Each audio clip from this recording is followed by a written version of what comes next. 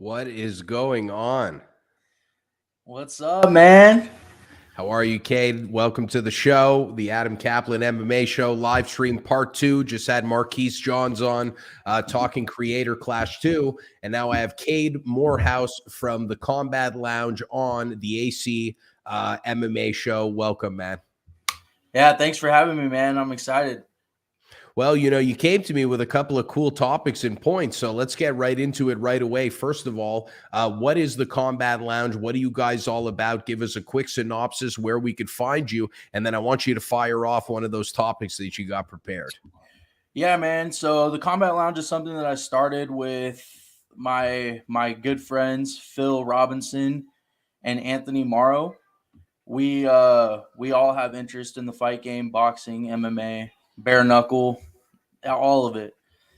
And I wanted to do media. They wanted to do media, and we've had a lot of success. We have covered some Showtime events, Bellator events. Uh, PFL even accepted us. I wasn't able to make it yet, but I'm planning on starting to do more with them. Top Rank Boxing, some stuff with them. Some other smaller boxing organizations and promotions we've done stuff for. Uh, yeah, man, we even got to cover a Super Bowl. So we were there all media week for Super Bowl. It's Damn. been a blessing, man. You can find the Combat Lounge on Instagram at the Real Combat Lounge. On Twitter, it is at the Combat Lounge. You can find myself on Instagram or Twitter at Cade Morehouse. Real simple. But yeah, man. One of the topics I brought up to you though that I want to talk about that I feel like maybe not getting enough. Well, maybe it is, but I don't think it's getting enough is Dariush and Oliveira. Yeah, that's definitely a crazy fight. I mean, it just got moved off of the New Jersey card on a stream or an Instagram live that I was on in at TSN 690 Montreal. We were talking about it, and we were really gunning as Canadians to hopefully having that as the co-main event in the UFC Vancouver card, but quite honestly, I don't really care where the fight happens. What I can guarantee you is that fight is going to be fireworks because Benny Dariush is going to want to challenge the jiu-jitsu of Charles Oliveira, and you know that Oliveira is going to want to fight fire with fire. But at the same time, you got to wonder how that fight is going to remain if it does stay on the feet, Yeah, so the May card was stacked already with that fight. I think it may have taken a step back, but if you look at everything in general, I think Canada really needed a fight like that on top of Nunes and Pena headlining. I feel like that, I don't feel like they get to Canada as often as they probably should. And they have a good crowd out there, and I think a fight like that is exactly what, Canada needs. With that being said, Charles has more experience with the rankings and the top guys than Benil. But Benil's kind of like that guy, like he's in that Islam spot where, you have to wonder if his marketability is something that the UFC is, you know, looking at when it comes to giving him a title fight.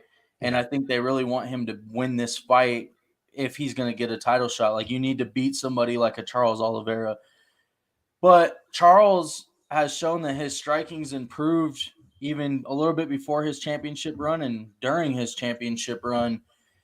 And for me, when I look at it, Charles, it seems to me anyway, that Charles struggles with guys that will not hesitate to go to the ground with him, you know? So for me, if you knock Charles, Charles has been knocked down in probably almost every single fight that he's been in during his championship run. The problem is guys don't want to follow him to the ground. Right. Islam followed him to the ground and choked him out. And Dariush may not choke him out, but Dariush won't hesitate, I don't think. I think he'll go to the ground with Charles Oliveira, Yeah. and he's good on the ground as well. I think Dariush is a problematic matchup for Charles Oliveira. I think he is a problematic matchup for Charles Oliveira in the sense that he is willing to fight fire with fire because he's very strong in the same areas as Charles, but at the same time, he's not as strong as Charles on the feet, and Charles is been showing to be very deadly in the clinch, even though the clinch is dangerous for Charles to be in, because then the fight could then get taken to the ground, or then Charles could at least get held up against the cage. But let's not act like some folks weren't ranking Charles Oliveira with having some of the best jiu-jitsu in the UFC, period. So it makes for an interesting matchup in that sense. What I'm more so wondering is, we're talking so much about skill set, but we do have to understand that there is a little bit of an allure, and we're in a little bit of an arc or a saga of Charles Oliveira. And we may or may not be actually at the end of that saga with a loss against Benny Dariush, because he has been so hot and such a hot commodity for so long now, and really well liked as of lately in the eyes of the audience, where, if he loses this fight against Dariush, the aura and the allure of there's a great UFC lightweight champion and his name is Charles the Bronx Oliveira, it will potentially no longer be. Yeah, I agree with you. I'm one of the ones that thinks Charles is definitely a dangerous dude, in terms of the fact that his jiu-jitsu is good. Like, he can put you in some very bad positions. Well, I mean, Justin Gaethje was one of them, for instance. He caught Justin, and he didn't hesitate to take his back. He knew Justin wasn't going to be able to stop him if he got him in that position. He's a very good opportunist. But yeah, man, I agree with you. I think if he loses to Beneil, it puts him in like this, almost not disrespecting Michael Chandler, but almost in like that Michael Chandler category, where it's like, okay, now I just need to take bigger fights just to make my money. Well, I mean, sorry to interrupt you there, Cade, but I got to say, every single guy in the lightweight division who's at the top is one win, but also one loss away from like basically their title shot being donezo. Justin Gaethje, Dustin Poirier, Charles Oliveira. Dariush is the only one who I guess isn't, because like he didn't ever get the shot, period, but he's one of the older guys in the division too. So realistically, Dariush also, and then you have Chandler as well. You almost even to an extent have Conor McGregor. Dude, there's like 7 guys in the lightweight division that are one win and one loss away from, there being a rise or a fall of one of these guys. And that's what absolutely makes the division so exciting, because this is the one division where the entire like top 10 has more or less been in the UFC for like over 5-6 years or even longer, which I think makes things a lot more exciting. And, at the same time, we'll see what happens and what plays out in the fight. But I think that the momentum and the stand-up of Charles Oliveira will be the difference in this matchup. But I will tell you, if Beneil Dariush does win this matchup, I firmly believe that the allure and the aura and the era and saga or arc of Charles Oliveira will be donezo. Yeah, I agree with you 100%. I think you're actually right about the whole lightweight picture. Justin Gaethje, for instance, he just beat Fiziev, and he even said, I'm not going to be around much longer. I'm going for it. And it's like, Dustin Poirier, step up or get out of my way, because I'm coming for that title. And yeah, that's I think the same thing for Dustin. I think Dustin's brought up a bunch of times, I'm not going to be here much longer. So yeah, I think you're correct. I think a lot of the guys in the top of that lightweight division, we're about to start seeing new blood, because people think, oh well, Fiziev, he lost to Justin, so he's not ready yet. Yeah, but when guys like Gaethje and Dustin aren't in the top 5 anymore, Fiziev is absolutely 110% a top fighter in that division, and he's right there. So it's not too long before you see guys like Fiziev crack the top 5. It's really not.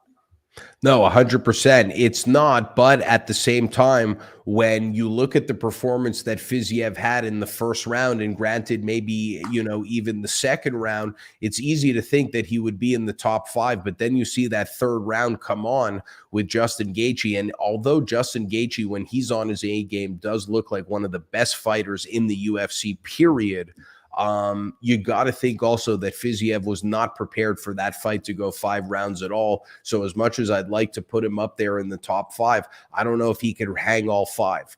And Justin Gaethje is one of those fighters that looks a little bit sloppier as the rounds go on too, but he looked like he would have been ready to kill Fiziev at all 5 rounds for the remaining if it would have went 5 rounds. So I don't know if Fiziev will get that top 5, but I do got to believe agree with Jay's Warhard MMA, my guy right here. He's got great analysis.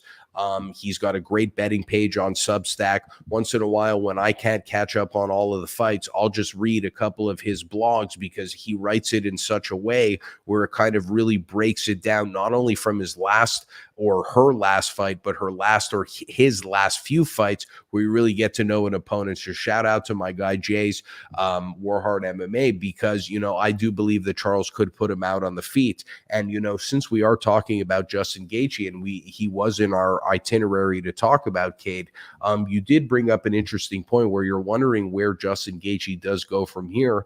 Obviously, everybody is turning towards the Dustin Poirier fight. What do you think about that? And where do you think that Justin Gaethje goes from here? Yeah, man. I think the winner of Dariush and if Dariush wins this fight, he needs the title shot. But I think if Charles was to win this fight, then I think he should have to fight one more, because in all fairness, everybody else has had to do that. You know, so maybe you make the rematch with Justin, but realistically, if we're really being realistic here, I don't see a better matchup for Gaethje right now than to get his revenge on Dustin Poirier, because I am a firm believer that they are both a little bit different fighters, especially Justin in a sense from the last time they fought. And I think that if Justin fights like he fought against Rafael, I don't see a lot of people in the top 5, you know, beating him. And that's just being honest. He looked great. Whitman must have sat him down and said, hey, if you want to go for this one last time, it's time not to firefight, and it's time to be smart, because you can fight smart, and you are a much better fighter when you fight smart. But when you go in there and throw yourself in the fire, you know, whatever happens, happens. So if you want to be a champion, this is how you need to fight. Justin went out there and defeated the odds, because a lot of people had Fiziev beating him. So I think Dustin Poirier makes the most sense. And I think the winner of that fight can get the winner of Dariush Charles, or because that's probably going to be the next for the title realistically, even though I just said, you know, Charles should probably have to fight one more. It's probably realistically going to be the winner of that fight gets Islam. So then the winner of that fight might have to get Gaethje and Poirier winner, if I'm doing the math right. I mean, I don't know. I mean, first of all, very funny, because I bet the house on Fiziev, which basically tapped out my account, which is why I haven't been betting, which is funny why Warhart's in here, because he was my guy for the betting advice. But Justin has that Chandler complex. He'd rather brawl, unfortunately. Yeah, I do agree with that, Jason. But at the same time, too, you got to think, too, like, yes, Dariush winning is the absolute right thing. But, like, man, if Dustin and Justin have a 5-round war, or someone comes out on top in a really exciting fashion, you got to think that they'll easily pass Beneil Dariush to get in line for the next title shot. You know, so it's kind of crazy, because right now there's a few fighters like Benny Dariush, Bilal Muhammad, and I guess Duplessis, but like he's more calling for it, where I think like realistically Whitaker probably deserves it more, because I know that he's a way better fighter overall. But like, you know, both of those fighters in Dariush and Bilal are both kind of like, yo, I got to get this win and I should be fighting for the title. But realistically, there's somebody who's like one or two above or below that are more marketable and more favored in the audience, where like if they put on an emphatic performance, it could go too. So like I wouldn't be surprised if Beneil Dariush, if he wins, he in a decision, let's just say against Charles, if Justin and Dustin put on an emphatic performance, I think the winner of that could absolutely streamline themselves to the title shot. Yeah, but here's my thing with that too, Adam. It's like, so Justin and Dustin, if they do, so the fight hasn't even been signed yet, but let's say it realistically, they end up fighting, right? What are we looking at? About I would say August maybe. Well, Islam wants to fight in October in Abu Dhabi, and then Islam and Darius fight to get Islam in October is kind of where I'm going with it, because I'm going to be honest, I don't think Dustin Poirier or Justin Gaethje fight a 5-round fight, even a 3-round fight, and are ready to turn around in October. I just think there's too much violence that occurs in that fight. That's just my opinion, though. You know, you could be right because of the marketability again, but I just think if Beneil gets this win over Charles, there's just no way they can pass him up anymore. He's got to get the title fight. That's just my opinion, though. No, I agree with you there in the sense that none of these guys in the lightweight division are kind of conditioned right now necessarily for the quickest of turnarounds, unless there is a title shot on the line. But realistically, it'll be to their detriment due to the fact that they'll have to cut a heavy amount of weight in a short amount of time. So I definitely agree with what you're saying. Listen, man, we'll see what plays out. But either way, I think we could both agree that Dustin and Justin is absolutely the next matchup. Which, kind of, pains me because I don't want to see either one of those fighters lose at this stage in their career. It's a very delicate situation. And, even Michael Chandler and Conor McGregor, it's just very tough with all of these matchups. Like I said, one win or one loss away, and these lightweight contenders and former world champions and top fivers or top one or twoers of the division, like I said, are one win or one loss away from it being donezo. So, it's kind of crazy, and we'll see what happens there. And then, Well, I wanted to ask you this real quick. For sure. The way these fights are lined up in the lightweight division, maybe I'm the only one that sees it this way, or maybe not, but it kind of seems like if Justin or Dustin fight, the winner is going to move on. The loser might just retire or look for a money fight and get out, the way that they're talking. It also seems that way for like the whole Chandler and McGregor thing, because it's like Chandler to take the McGregor fight, he's been calling for it for a while, but if he loses that McGregor fight, where does he go? Like, that's what I'm saying, though. Like, it seems like a lot of these fights are set up for the losers to just go on, just on their own path, like your title shots are over. Like, if you want to fight, it's money fights or retirement. I think realistically, I have a tendency to think that because because Chandler and Conor is going to be at 170, I have a feeling that if Chandler loses this fight, he will probably look to take another big fight at 170. That will kind of give him a little bit more to keep his head above the water a little bit more. But regardless, I mean, look, all of these guys, like I said, even though they're one win or one loss away from being away from that title run, that doesn't mean that they're one win or one loss away from everything being done. So Michael Chandler could lose to Conor McGregor and put himself in a very big matchup after. And the same goes for a lot of these fighters in Justin Gaethje, in Dustin Poirier. Justin, Conor, Michael Chandler, Charles Oliveira could actually all have super fights in the 170-pound division with fighters that we would all be interested in seeing. You know what I mean? Like, let's take 2 seconds and pull up the rankings real quick of the welterweight division. I mean, right now we have, let's just see. We got the welterweight division right here, Cade. And one thing that I'm seeing is like, dude, you've got Colby Covington, very good matchup and an interesting one. We'd love to see Dustin Poirier versus Colby Covington. Stephen Wonderboy Thompson. I mean, dude, Stephen Wonderboy Thompson. Imagine him fighting like Dustin Poirier or Charles Oliveira or the likes of that. Vicente Luque, there's a lot of, and a lot of them are a lot bigger. I know I'm out of my mind for this, but there's a couple of matchups there, which would be fun also. But ultimately, I do think that whether or not these fighters win or lose, there's a lot of future with them left in the sense of still being able to be marketable, to squeeze, some money out of us to put on some fights. But one thing that I don't want to see is any of these 4 or 5 fighters, taking the long road out. which kind of gets them knocked out and beat up. But from the likes of it, it sounds like Justin Gaethje and Dustin Poirier for at least are going to do the right thing and leave when they know they need to. Yeah, I mean Justin said it a lot, and so has Dustin. Like I said earlier, they're on this to win the belt, and if they can't do it, I don't know what they do. You know, Dustin got the McGregor fight, so I don't know what's left for Dustin if he was to lose a fight. But I would say Justin possibly. He's had a lot of a lot of history calling out Connor. So Yeah. like maybe that's a fight before he ends his career. Dustin hates Colby. So Dustin might fight Colby before the end of his career, even though he said he wouldn't fight him in an octagon. Those might be 2 fights for those guys if they're out of the title picture. But, we'll see what happens, man.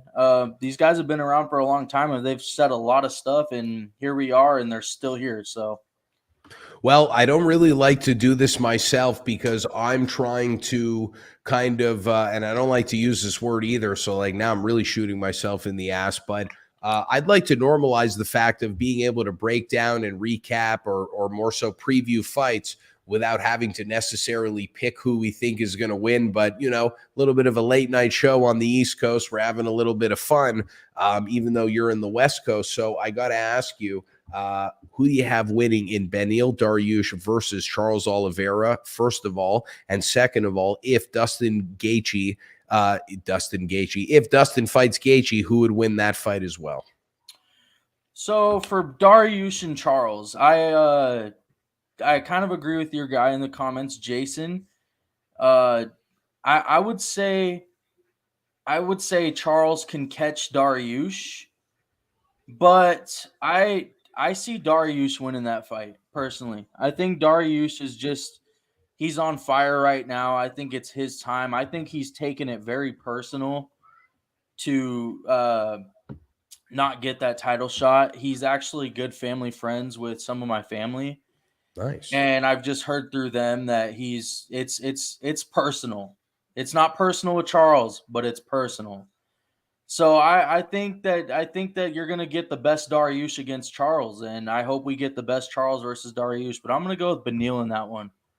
I'm going with Beneil Dariush as well. And Cade, I got to toss this one to you first because I cringe at thinking I have to pick between Dustin Poirier versus Justin Gaethje.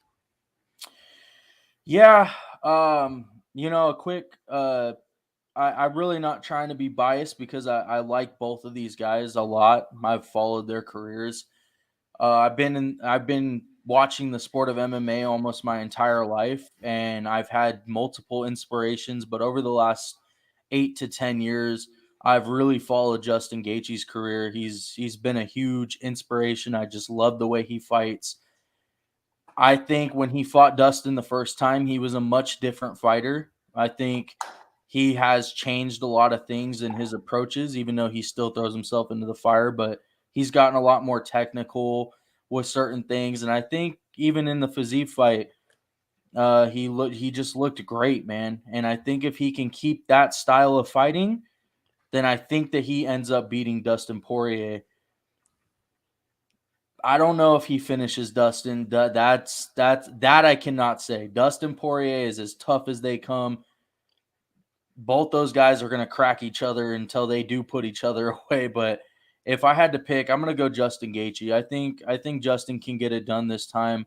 But Poirier, this is where I have trouble too. I look at Poirier and his fighting style, and he has some of the best boxing in the game. It's not even a joke. He's just so good. He's so fun to watch. So I just think that as long as I get a good fight out of it and out of two of these legends, man, I'll take whatever outcome comes with it. But I think I'm gonna go with Justin. First of all, where does Tony Ferguson fit into all of this? Tony Ferguson fits front row and center, sitting cage side, sipping on a brewski, just chilling, relaxing, and maxing, because that's as far as that's going to go. But listen, I like your take on that, Cade. I really, really do. I do agree with you that Dustin Poirier does have some of, if not the best boxing in the UFC, which is why it was so interesting to see that Max Holloway had such a tremendous chip on his shoulder that he has the biggest and best boxing in the UFC. Meanwhile, Dustin Poirier pieced him up in their bout when Holloway, decided to move up. Another thing too is that when Dustin Poirier fought, the notorious one, Conor McGregor, who claims to have the best boxing in the UFC. I mean, look at that second fight in Abu Dhabi. When Conor McGregor was throwing those uppercuts out of urgency, they were technically thrown like some of the worst punches. It looked as if he was jumping for a coin, playing Super Mario. It was a terrible uppercut. And, Dustin Poirier was just able to show us, not necessarily with his boxing, but I think just overall his demeanor and where he was at in his career, that he was the better fighter on the night. But I got to say, Dustin Poirier versus Justin is a tough one because, Justin Gaethje, when he fought Dustin the first time, I don't believe had laser eye surgery done at the time, which definitely screwed up a little bit in the ranges that Justin Gaethje used to fight at, because he used to claim that he used to physically have to touch his opponents to know that he was right in front of them. So I'm not sure if it was at that point, but Justin was far more reckless, didn't have Trevor Whitman clearly under his tutelage and really showing him how to box. Listen, when Justin Gaethje shows up on the night like he did against Tony Ferguson and shows up on the night like he did against Dustin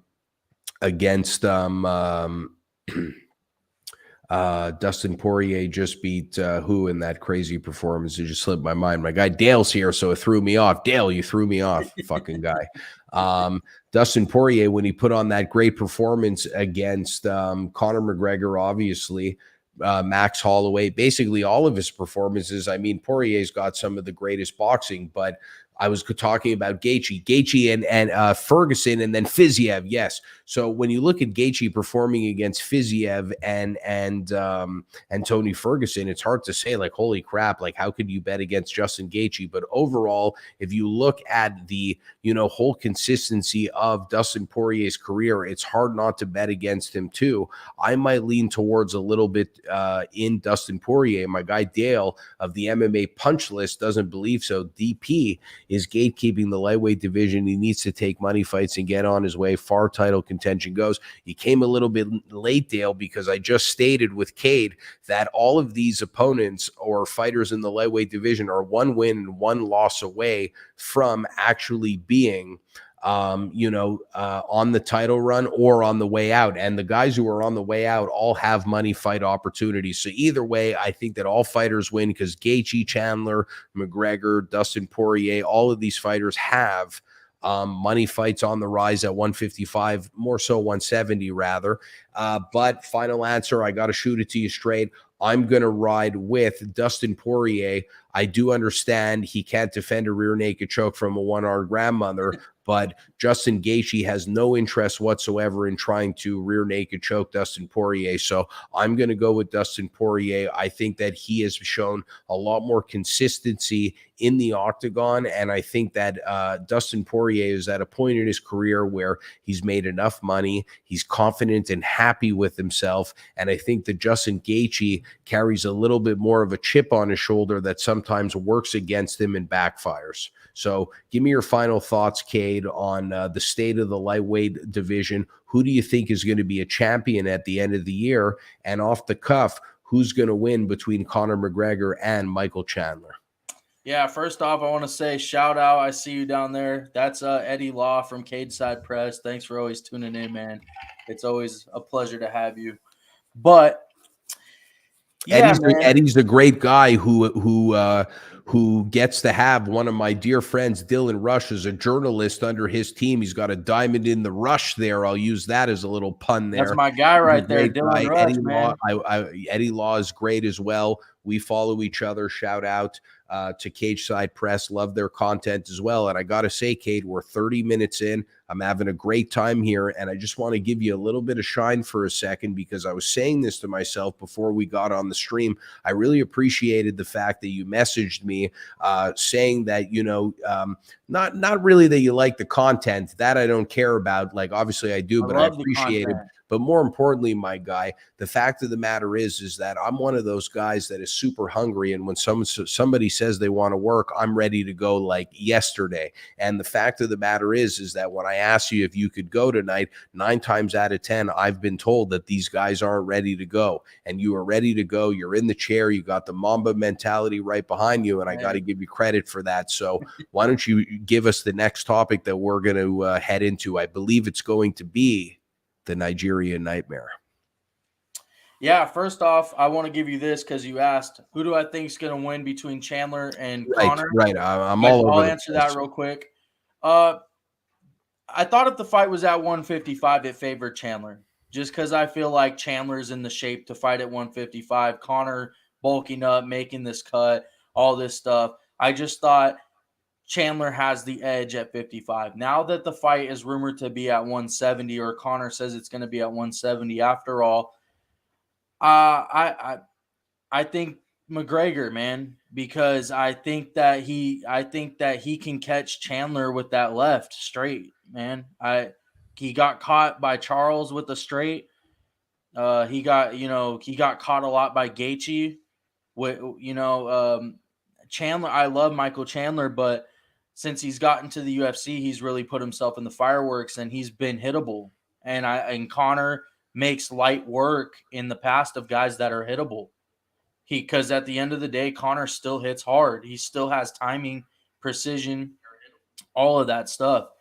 Dustin Poirier Dustin's not really hittable like that. So he did catch Dustin here and there, but Chandler is. And I think Conor gets it done at 170. I think he's going to be the much bigger fighter as well, in my opinion.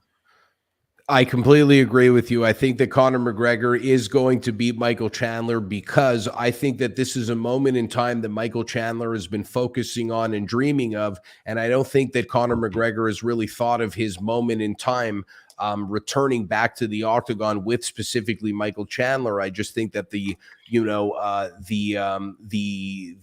pie has been set that way. We'll say whatever, it's 11 p.m. here. I already did an hour before, but we're going, baby. And I just have to think that McGregor is bigger for the 170-pound weight class. Yes, Michael Chandler won't have to cut weight, but nor will Conor McGregor. He's put on a tremendous amount of muscle mass. I haven't been necessarily impressed with his boxing as a whole. I think that, right now the coaching staff that he has around him is just a bunch of yes men, quite frankly. I'm really not a fan of it.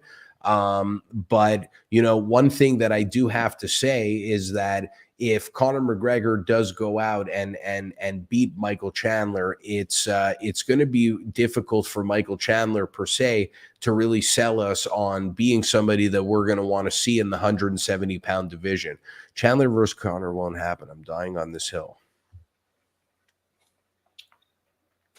Okay, so Conor versus Colby won't happen simply for the fact of the wrestling. Maybe they will get lucky and have Conor versus Leon or something like that. But I really do think that the reason why they're putting him up against Michael Chandler is because they know that Michael Chandler is dreaming of going toe-to-toe with McGregor in a boxing MMA match and not actually looking to wrestle at all, which is why I think that they chose Michael Chandler per se. And I think he's great TV for the Ultimate Fighter.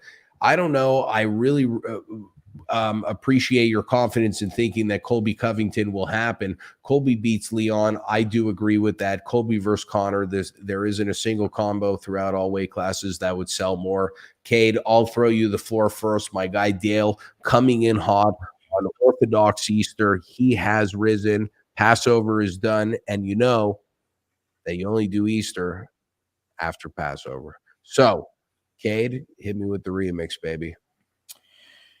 Yeah, I disagree. I think that let's put it like this. I know Conor is going to get the Michael Chandler fight because of the Ultimate Fighter stuff. So that's happening. He's not going to get Colby. It's not going to happen. Colby's stylistically just a bad matchup, I feel like, for Conor. Do the wrestling, the pace, all of that. But Colby, in my opinion, does beat Leon Edwards. I'll keep it short and sweet just because I know we've been on and we have another topic to get to. But I'll just say this. I think the pace and the wrestling of Colby Covington, he's a southpaw wrestler. Leon has struggled with southpaw guys. I think that Colby does get it done with that fight, but I don't think you'll see Connor and Colby. It just doesn't make sense. Colby versus Connor absolutely doesn't make sense. I meant to say cruising, but it definitely doesn't make sense. I don't really see that matchup. It's not really one for me. Josh Casby, I think Connor lost his drive, and if it gets to deep waters, he would take the door out. I do understand that, but I do kind of find it hard to see how he could take the door out against Michael Chandler. I don't see Michael Chandler getting a submission victory as well. It would be interesting. Like, imagine that Conor McGregor has a similar performance with Michael Chandler like he did with Donald Cerrone, where he just makes quick work of Michael Chandler. I think that that'll absolutely obliterate Michael Chandler's career and will kind of give us a false sense of hope that Conor McGregor is back. If, let's just say, since we're on the topic, baby, and this is a great topic, if Conor McGregor does have a great performance against Michael Chandler in the welterweight division, who do we see him match up with next? Because, we did see him getting a little cheeky with Stephen Wonderboy Thompson, and I thought that would be a really great matchup. Yeah. Well, it depends, right? Is he going to stay at 170? It depends. I think if he stays at 170, the fight that Conor's been calling for, I feel like, is kind of on like Twitter and stuff, is Kamaru Usman. But it's like, does that fight make sense? Like, I don't know, man. I don't know where Conor goes from here. I think there's so many fighters that could fight him, but it's like, if he beats Michael, I couldn't tell you exactly where he goes from here. He could fight Wonderboy. He could fight Kamaru. But I think the UFC is gonna put Conor. If Conor gets a win, they're gonna put him in a fight that sells the most. So, that's where the whole Colby thing is, why people think that Colby might get that fight, because that fight probably would sell a lot, actually, by the way that those two talk. Okay, so final, if Conor McGregor beats Chandler, who would you like to see him fight at the welterweight division? I'll just go with Kamaru. I think they've talked the most crap to each other the last couple of years. Why not? Holy smokes, you're insane. I'm just going to leave this up here while I look at the rankings, because you are absolutely nuts if you think that that's going to happen. Hey, I'm just saying, man, if the UFC is going to give Conor a... Dude, I see Conor McGregor versus Ali Abdelaziz happening before Kamaru Usman. I mean, come on now. No, I honestly, I agree with you. It's probably not going to happen, but that would be you asked me what I want to see, right? I would want to see those two fight, just because they've been talking crap to each other the last 2 years, 3 years, red panty night. Like, I don't know. I just feel like those two have to fight before the end of their careers. I don't know. I feel that way. All right, let's see this welterweight division here. I don't know what it is with this ranking MMA website, giving them a plug here on my world famous channel, and it's not even working. Let's see here.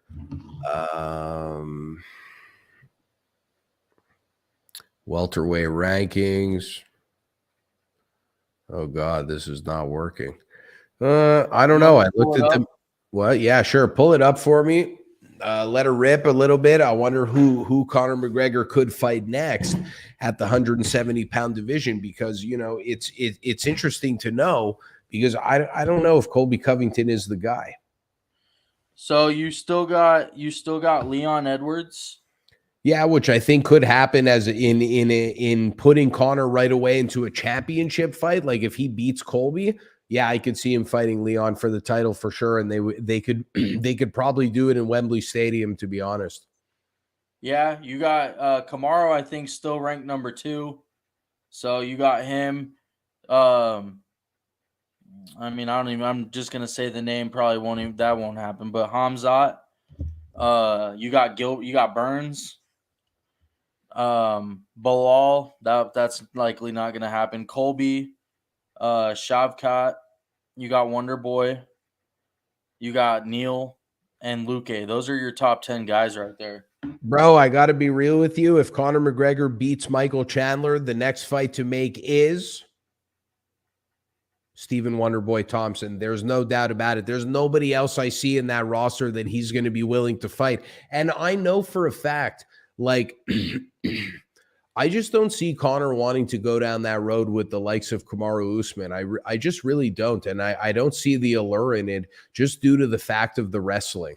So that's where I'm at there. I'm going with Stephen Wonderboy Thompson for sure. And let's segue a little bit out of the Conor McGregor chatter. Let's talk about, we're feeling young and fresh now. Let's talk a little bit about the featherweight division, because Yair Rodriguez and Alex Volkanovski is obviously the fight to make right now. But we just had, the best in Max Blessed Holloway winning against Arnold Almighty Allen. Now, talk to me here. Is UFC 290 going to go down with Alex Volkanovski and Yair Rodriguez? And let me ask you, what's going to happen if Yair Rodriguez wins? Is there going to be an immediate rematch? Will Alex Volkanovski move up to the lightweight division, or will he search for that immediate rematch? Because if he searches for that immediate rematch, then that puts Max Holloway in a tough position. So let's dissect this a little bit.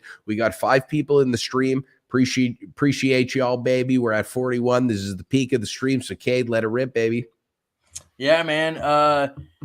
Max looked good. But yes, Yair and Alex is the main event of 290. And if Yair beats Alex, I think Volk moves up. I think Volk wants that Islam fight, and I think that Volk brings. I know Volk's been around for a little bit, but I think he brings some new blood to the lightweight division. He's always been a bigger guy. He used to weigh 220 something pounds. I think lightweight. I think he looked good at lightweight. I think he held his own very well against Islam, more than people thought he was going to, and I think you make Max and Yair for the belt if Max doesn't fight again before then. I know he brought up the zombie fight, but I think when Max says we'll see what happens, I think it's because he's trying to just wait until after 290 to see what happens, because Yair and Volk still has to go down, and even if Volk wins, he's going to go back up. And Dana doesn't really like the whole 2 champion thing, so that might open another door for Max to try to recapture his belt. I don't think Yair's getting out of that fight with Volk winning. I just don't. I think Volkanovski's probably the greatest fighter on the roster, pound for pound, in my opinion, besides if maybe you want to count John or whatever, but I'm just saying active fighters. I think that he just is. It's either him or Israel, but I just think that Volk's too good, man. I think that no 45er on the planet's touching him right now. I think that's kind of why he wants to go up to 55 for that challenge. Yeah, I definitely agree with you there. I think that should Alex Volkanovski win, he's absolutely moving up to the lightweight division. I even am willing to say that even if he loses against Yair Rodriguez, that he will move up into the lightweight division, because once you've had a taste of having that once you've had a taste of not having to cut that much weight, number one, once you get into bigger fights in bigger weight classes, it also tends to equal to bigger paychecks as well. It's hard to want to stay in the lighter weight classes in a division that you've more or less completely cleaned out. So I think that Volk is actually going to move up, even if he does lose to Yair Rodriguez. And this puts everything in an interesting standpoint, because let's just say this. If you're Max Holloway, you're obviously going to probably remain patient in seeing what happens, because if Yair Rodriguez win or lose, you got to think that if Alex Volkanovski wins and then vacates, which by the way, I think is actually one of the more boss things that you could do in the division and is very underrated and underlooked, where a lot of fighters like to hold on to their belt and lying to us and the UFC brass that they're actually going to move back down and defend it, when it's, I don't even think ever happened before, besides I believe maybe Amanda Nunes. I'm not even sure. And yeah, Amanda Nunes, she won 145. She moved back down to 135. Exactly. Shout out to the Lioness, and shout out to AC for remembering that. So, you know, one thing that I look at it like is if this happens, you know, you have to think like, Alex Volkanovski goes out there, he moves up to the lightweight division, and then you're probably thinking that Yair Rodriguez and Max Holloway is next. I'm thinking this, you know, this could be really fun. Alex Volkanovski moves up, then you have Max Holloway versus Yair Rodriguez. The title will be vacated by then. I would really like to see finally for the UFC to give Max Blessed Holloway his opportunity to fight in Hawaii. Bellator has been there a handful of times. They're going to be there this weekend for 2 shows back to back. I think for the vacant title, Max Blessed Holloway versus Yair Rodriguez could be one of the biggest fights of the year. Or call me crazy, but I think if Ilia Topuria has a crazy performance against Josh Emmett, whether or not it's for the title, I do guarantee that we are going to be seeing Max Holloway versus Ilia Topuria. Yeah, that's actually a great fight. I shout out to you for saying that, because that's a fight that nobody's looking at. And Ilya is a great fighter, man, and he's a young guy coming up, and he's a dog, man, and that is a good fight. Yeah, I agree with you 100%, but I think that you're right. I think Alex is going to move up. I think it's going to open the door for Holloway to get his belt back. But tell me if I'm wrong. Bellator's cards in Hawaii are outdoors, correct? That's a good question. I believe they are. That would be the reason that the UFC has not been to Hawaii. They will not, they refuse to do outside events. And I respect them for that, because I do think that that adds a lot of difficulty to things, but I am not 100% sure if the events are outside. I can't confirm that, but Ilia Topuria and Max Holloway is going to happen whether we like it or not. But what I'm wondering is Max Holloway going to take the route of remaining patient and waiting to see what happens between Volk and Yair Rodriguez, or is he really going to look to fight the Korean Zombie and Chan Sung Jung in Australia? Because, you know, what I'm thinking is like, if you want to remain patient, to remain active, you know, Chan Sung Jung would be the guy to go right away with, because he's not going to wait for Emmett and Topuria to fight next. He would rather just wait for Yair and Volk. So he'll probably jump right into it against Chan Sung Jung. But what do you see happening next? Is Max going to fight again before fighting for the title? It's hard to say. I think 290 is going to tell us a lot about what's next for Max Holloway, because I know I touched on this in your comments on one of your shows that you had talked about. At first, I was like, you know what? Korean Zombie Max Holloway doesn't seem that bad, because that's like the only guy that he hasn't fought from his time. But right now, where Korean Zombie is in his career, does it really make sense? I mean, look at what Alex Volkanovski was able to do against him. And, Max Holloway has beaten every single person put in front of him in the last however many years, not named Volkanovski. I mean, he's been in the same position at 45 the last few years. He beats everyone, gets back to the title fight, drops the title fight, comes back, beats somebody. Now he's in a weird position again. Do we give him the 4th fight? You know, does Volk move up? Does he get the next title shot when Volk moves up? So it's like an awkward position. So I think that you're not going to know anything about Max Holloway until after 290. But if I had to say, I would say my prediction is Volk moves up, Max slides into the title fight.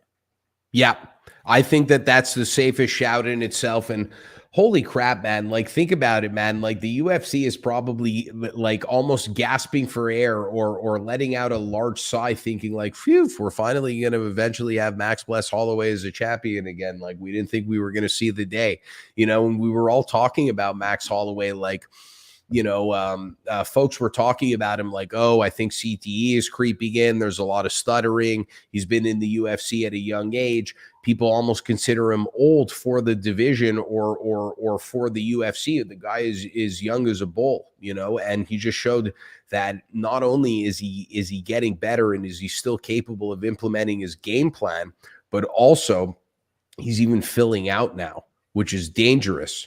Because once you put on a little bit more muscle, yeah, it might be a little bit harder to cut weight, but at the same time, you have more water in that muscle to draw it out from, which is why the heavier weight classes, in some ways, have an easier time cutting weight. Due to the actually, no, that's not the case. Well, actually, yeah, it is, because with putting on more muscle, we'll put on more fat. So yeah, in some ways, it could help him cut a little bit of weight, but more so, I think Max Holloway is one of those guys who's just born and bred for the featherweight division, and I'm actually happy that he didn't really, go off course by going into the lightweight division. So that's a great topic there. Cade, I'm going to throw it to you. What do you want to talk about next, baby? No, man, I think that I pretty much covered everything that I had to talk about today. I'm trying to think of some fights that got We didn't talk scheduled. about that Kamaru Usman thing. Let's head into that, and then Yeah, if you want, we could wrap it up, because me, baby, I could go all night. I'll have my wife oh, yell at me tomorrow. I already know, AC. I already know you can. Hey, thanks for having me again, man. But yeah, the Kamaru Usman thing. I brought it up to you. Where does he go from here? Kamaru Usman is in a tough spot, man, because it's one of those things where, like, I would just love to see him go to 185. I would really love to see him go to 185. A part of me would like to see him almost fight Dracus du Plessis, but at the same time, Kamaru Usman is not done. He could absolutely still come back in the welterweight division and do something about it, but it's like, where does he go from here, and who does he fight? You know what I'm saying? Is he apparently they're saying that maybe he might fight the likes of Bilal Muhammad. Is this true? Let me know in the chat. Yeah, that's a fight that's been talked about, because originally they were going to give Bilal Shavkat, but I think I've been seeing rumors, and I don't know why this fight would even be sanctioned, but they're talking about feeding Tony to Shavkat, and I don't know if it's official yet, but media members have been talking about it on Twitter, and I'm like, I don't want to see Tony Ferguson go out like that. I don't like to see any fighter go out like that, but that's setting a fighter up to get demolished.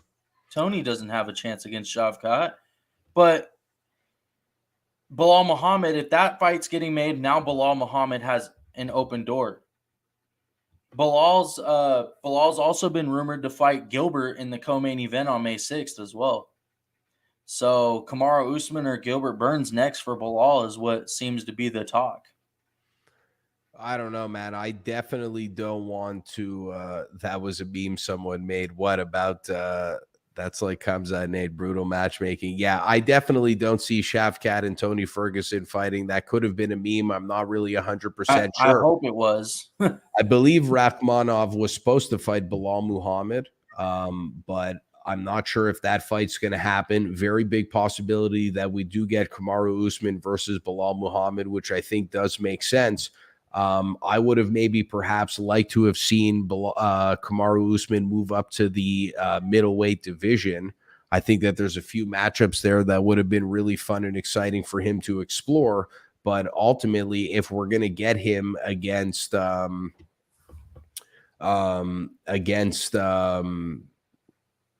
just slipped my mind. If we're going to get Kamaru Usman versus who we should get him against, then that does make sense to me. But in the meantime, I don't know.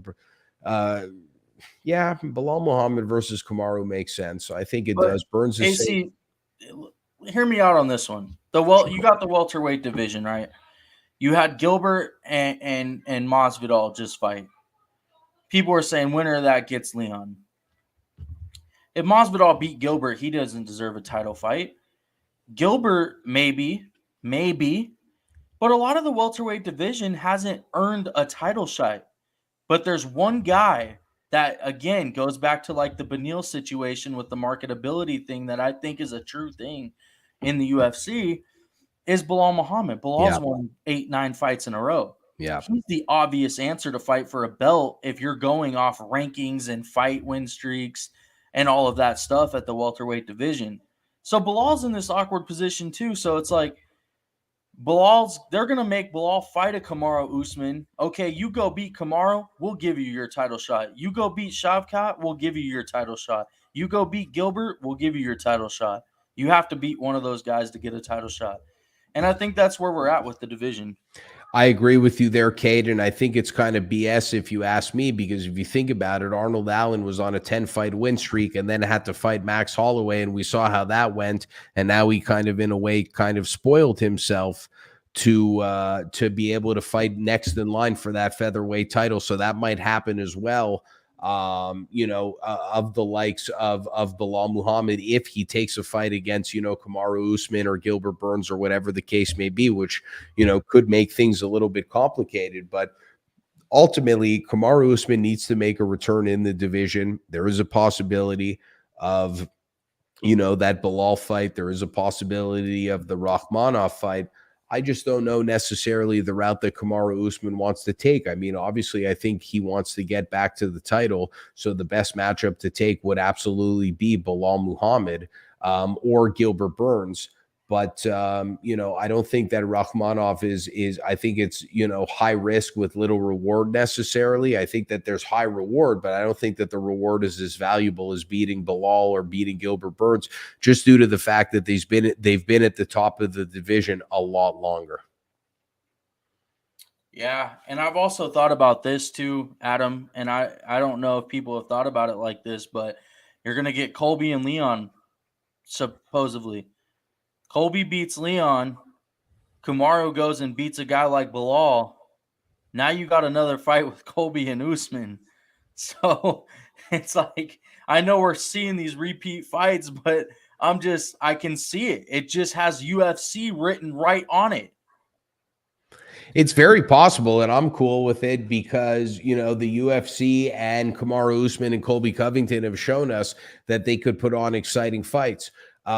Whether or not we see them in 5 rounds will be a different story. I mean, I think it would be exciting to actually watch them in 3 rounds, but we'll see what happens. I mean, I think it is very likely that they do face each other, but I mean, I think a lot of these former champions are going to have to face the facts that they're either going to have to repeat matchups that maybe some of us and even themselves don't want to get into, or they're going to have to start barking up to a heavier weight class. And I do think that a lot of folks were expecting Kamaru Usman to perhaps go down that road in the middleweight division. And I'm wondering, do you think that Kamaru would have any success in the middleweight division?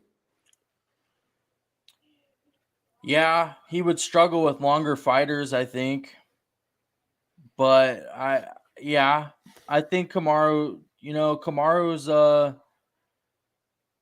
he's still a good fighter, man. It's one of those things where Leon just has your number. Some fighters that you fight just have your number. Right. I don't think Kamaru is necessarily that much better than Colby Covington.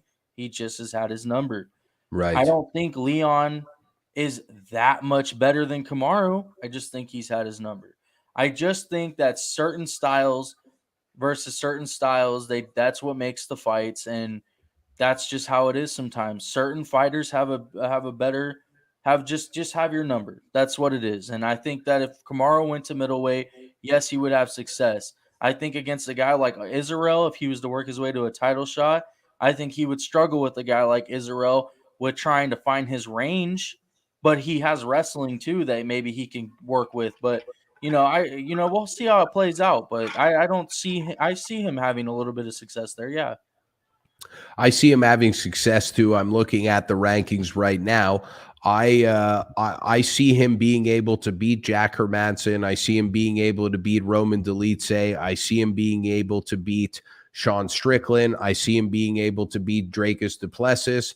I might even be able to see him beat the likes of Jared Cannonier and Marvin Vettori. Where it gets tough for me is Paulo Costa, Robert Whitaker, Israel Adesanya, and I guess you could say Alex Pereira as well. And, I do believe that, man, him and Kelvin Gastelum would be a really exciting matchup, though. Holy smokes, would that be an exciting matchup. I think that if Kamaru Usman were to go up to 185, that his first fight in the middleweight division should be against Kelvin Gastelum. So let's get to a couple of questions here, just quick. We have... first of all, my guy, if the UFC is going to Hawaii, AC and I are taking a trip to the beach. Yes, sir. Tony Ferguson versus Marlon Moraes retirement fight. Winner gets the Jello. Burns is saying something about Bilal not being able to make weight, so he called out Dustin. Yeah, classic. Call out another ATT guy. There's no reason why Dustin Poirier should have to fight Gilbert Burns, so no. He accepted that fight too on Twitter. Who is Devinson Figueiredo going to fight next? He's fighting Manel Cape. Manel Cap from Portugal at UFC 90. So that should be an interesting fight.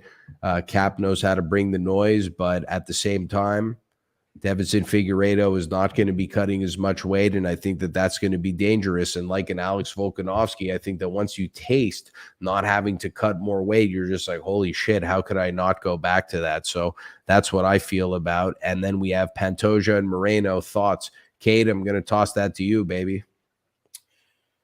Pantoja's own Moreno. Both times they fought, it pretty much ended the same exact way, but I think that this is a different Brandon Moreno. I think Brandon's a much better fighter. He's improved a lot. I mean, this is a guy that got cut from the UFC, made his way back, went on a championship run, had this huge rivalry with Figueiredo, which a lot of people got tired of seeing, man. But can you tell me one bad fight they had? I can't tell you one fight whatsoever, and it's crazy because the two of these fighters were on the Ultimate Fighter together, whereas Pantoja was ranked like pretty much number 1, I believe, and Brandon Moreno was ranked number 15, and now Brandon Moreno is the champion here. There's such a good storyline. There's such a good history there, and this is one of the things, Cade. Now I'm going to go on a tangent. You better buckle up. This is one of the reasons why I'm really happy that Endeavor did buy the WWE, because the WWE knows how to take chicken shit and turn it into chicken pot pie, baby.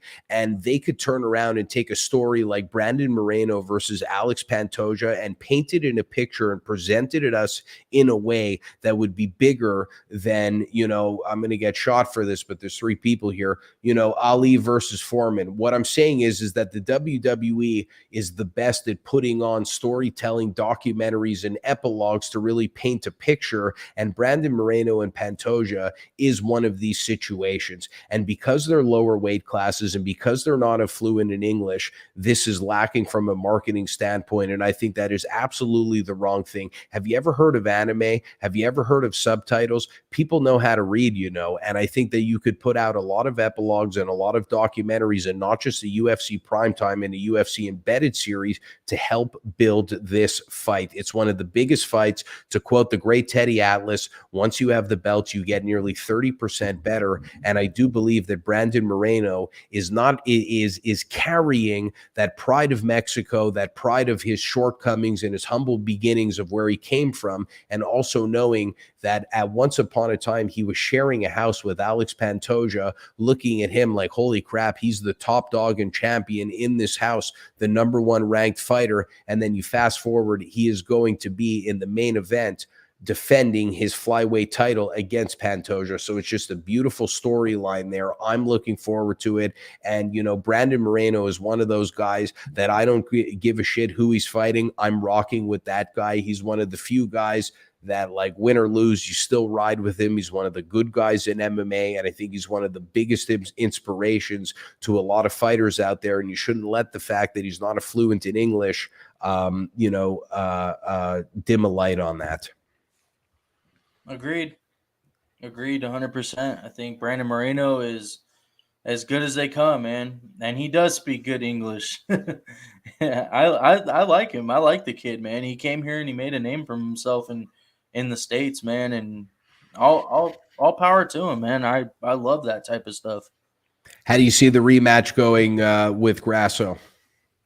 Haven't thought about it because I don't know if that's Valentina might take some time off. I don't know if there's been talks about them rescheduling that fight or not.